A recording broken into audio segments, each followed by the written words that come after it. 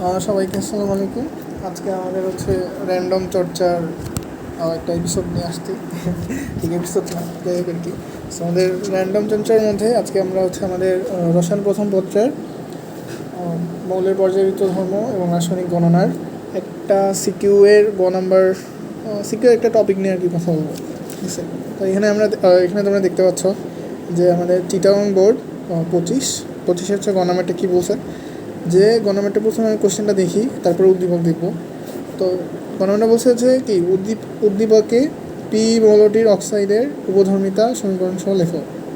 এখন পি মৌলটা আগে বের করতে হবে, তারপর ওইটা হচ্ছে অক্সাইডের যে উভধর্মিতা, মানে উভধর্মিতা মানে কী বুঝছি আমরা, যে হচ্ছে ওইটার অক্সাইড মানে ওটার অক্সিজেন সহ আর কি যে গঠনটা, ওইটা হচ্ছে মানে একবার ক্ষারীয় ধর্ম প্রকাশ করবে, একবার হচ্ছে অ্যাসিডিক ধর্ম আর কি প্রদর্শন করবে।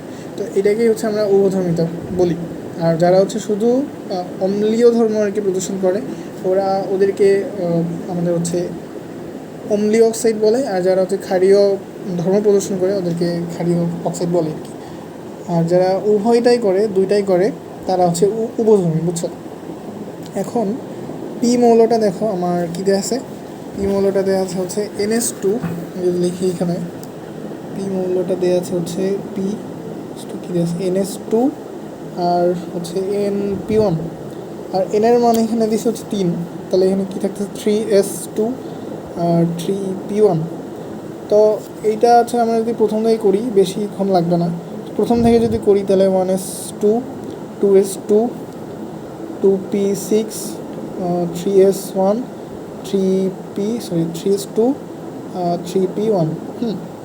তো এইখান পর্যন্ত আমাদের হচ্ছে 10টা দেন হচ্ছে ম্যাগনেসিয়াম, অ্যালুমিনিয়াম, তাহলে এটা হচ্ছে আমার অ্যালুমিনিয়াম পি মৌলটা।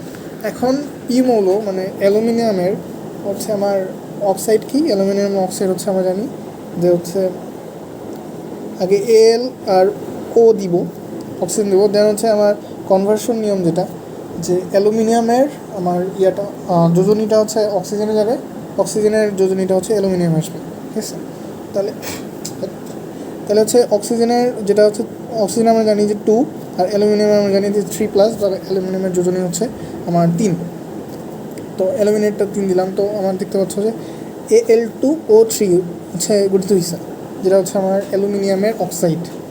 কারণ এই অক্সাইডটা আমার অ্যাসিডিক একবার ধর্ম প্রদর্শন করবে, আরেকবার হচ্ছে আমার ক্ষারীয় ধর্ম প্রদর্শন করবে। তো এটা আমরা কীভাবে আইডেন্টিফাই করতে পারবো, এইভাবেই যে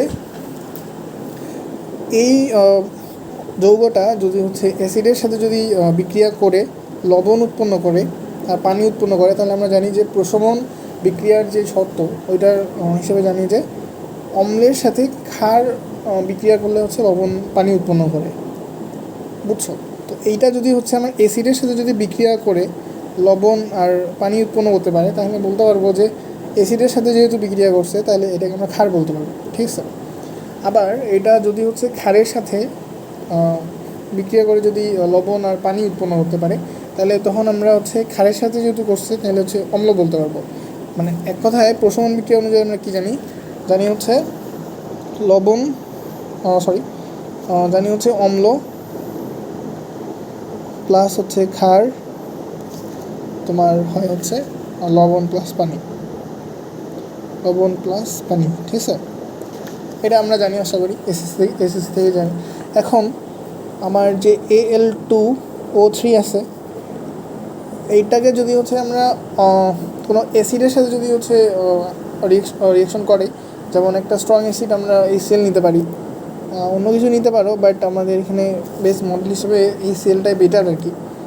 সো অ্যাসিড হিসাবে আমরা HCl নিলাম। এখন আমাদের রিয়েকশনের নিয়ম অনুযায়ী হচ্ছে তোমার এটা হচ্ছে যদি প্লাস আর এটা প্লাস মাইনাস যদি হয়, তাহলে প্লাসটা মাইনাসে হবে, তাহলে Al আর হচ্ছে Cl, হ্যাঁ, অ্যালুমিনিয়াম Cl, আর এখানে যদি আমরা কনভার্সন করি তাহলে ক্লোরিনের হচ্ছে আমরা জানি 1 আর অ্যালুমিনিয়াম হচ্ছে 3, তাহলে AlCl3। দেন হচ্ছে আমার এই পাশে আবার মাইনাস, এই পাশে প্লাস আছে।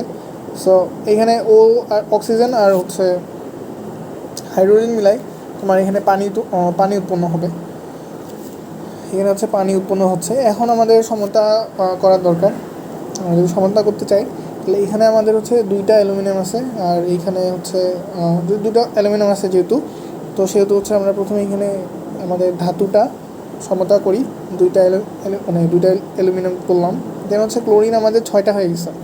ক্লোরিন 6টা করার জন্য এখানে HCl হচ্ছে 6 দিলাম, তাহলে 6টা আমাদের ক্লোরিন হয়ে গেলো। এখন হাইড্রোজেন হয়ে গেছে 6টা, আর পানি আর অক্সিজেন এইদিকে আছে হচ্ছে 3টা। তো হাইড্রোজেন এখানে যদি 6 করতে হয় তাহলে আমাদের এখানে 3 দিতে হবে, আর অক্সিজেন দেখো মিলে গেছে, ঠিক আছে। তো এটা হচ্ছে আমরা কী বলতে পারতেছি, এটা হচ্ছে আমাদের অম্ল। এটা অম্লের সাথে দেখো অ্যালুমিনিয়াম ট্রাইক্লোরাইড কিন্তু একটা হচ্ছে লবণ, হ্যাঁ, এটা কিন্তু একটা লবণ, এখানে একটা লবণ, আর পানি তো পানি। তো এখানে দেখো আমাদের উৎপাদে লবণ প্লাস পানি উৎপন্ন হয়েছে, আর কার সাথে, অম্লের সাথে বিক্রিয়া করে। যেহেতু অম্লের সাথে বিক্রিয়া করছে তাহলে হচ্ছে এই বিক্রিয়ায় আমরা হচ্ছে অ্যালুমিনিয়াম ট্রাইক্লোরাইডকে হচ্ছে অ্যালুমিনিয়াম অক্সাইডকে হচ্ছে বলতে পারি, ক্ষার বলতে পারি, ঠিক আছে। এটাকে হচ্ছে আমরা কী বলতে পারছি, ক্ষার বলতে পারছি। দেন হচ্ছে আমার আবার যদি আমি নিই Al2O3 প্লাস, এখন আমরা কী নেব, এখন আমরা হচ্ছে একটা অম্ল নিচে একের এবার হচ্ছে আমরা ক্ষার নিব। তো সোডিয়াম হাইড্রোক্সাইড নিলাম। এখন ব্যাপারটা হচ্ছে তোমার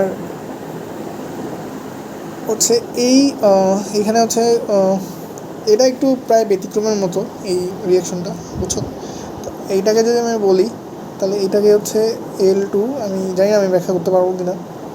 তো Al2O আলাদা নিতে হবে, দেন অক্সিজেনটা আলাদা নিতে হবে, বুঝছো। এভাবে যদি নাও, আর এইখানে যদি সোডিয়ামকে নাও, ঠিক আছে, তাহলে এখানে তোমার উৎপন্ন হচ্ছে সোডিয়াম Al2 নেট আমি ভুলে গেছি। আচ্ছা নিলাম সরি। আচ্ছা, তো এখানে উৎপন্ন হচ্ছে তোমার সোডিয়াম অ্যালুমিনেট, মানে সোডিয়াম অ্যালুমিনেট মেই বলে এটাকে। সোডিয়াম অ্যালুমিনিয়াম মানে O2 আর কি। তো এটা প্রায় মুখস্থ রাখিও আর কি, এটা লজিক সেভাবে নাই হয়তো, বা আমার জানা নেই অন্তত।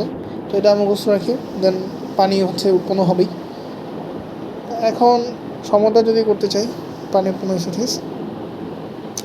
এখন সমতা যদি করতে চাই তাহলে এখানে হচ্ছে আমার অ্যালুমিনিয়াম 2টা